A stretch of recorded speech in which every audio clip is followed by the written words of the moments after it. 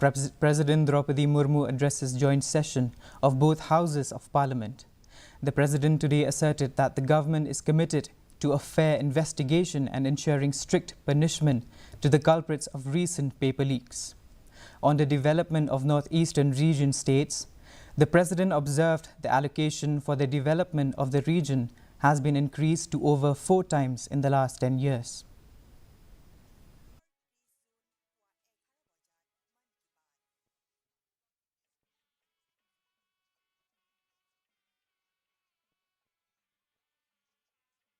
Manufacturing, services और agriculture को बराबर महत्व दे रही है। पीएलआई स्कीम्स और ईज ऑफ डूइंग बिजनेस से बड़े पैमाने पर निवेश और रोजगार के अवसर बढ़ रही है।